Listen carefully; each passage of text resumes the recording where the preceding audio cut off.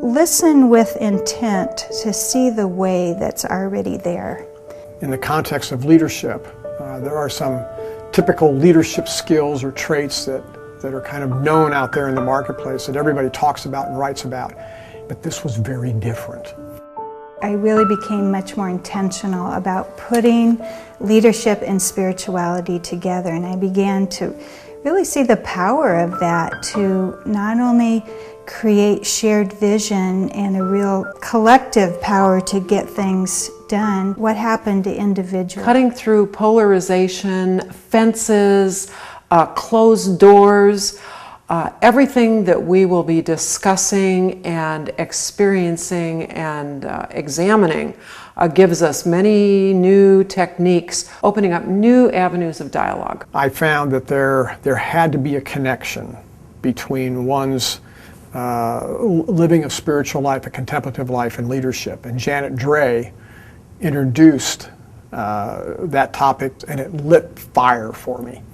I began seeing a connection between issues of one's spiritual life and leadership. And it comes under the big umbrella of contemplative leadership.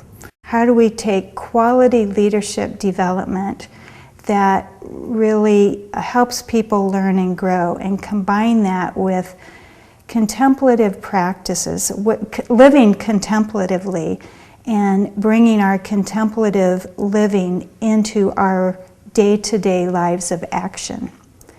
That is really a paradox. From my own experiences, those places of paradox, I fought them. I sometimes still fight them because there's a tension involved. And sometimes I want to resolve the tension one way or another.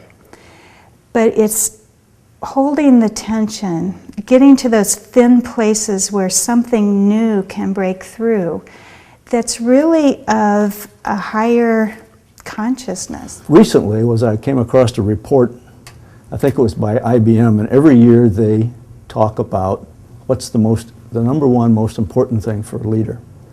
And up until recently, it's always been managing change. This year, it changed. It went to creativity. Now you think of the difference between managing change versus being creative. And so to be creative, you got to come from somewhere else. It's not just head stuff and having the numbers and having the facts and figuring it out. You got to almost be intuitive, or you do have to be intuitive. It comes from my gut, comes from my heart, in order to be a really great leader. That starts to pull in the spiritual aspects of leadership. It's coming somewhere other than from our head, heart, gut reactions. I've come to realize that there are no barriers, and actually there's a lot to be gained by tearing down those walls between all the silos in my life.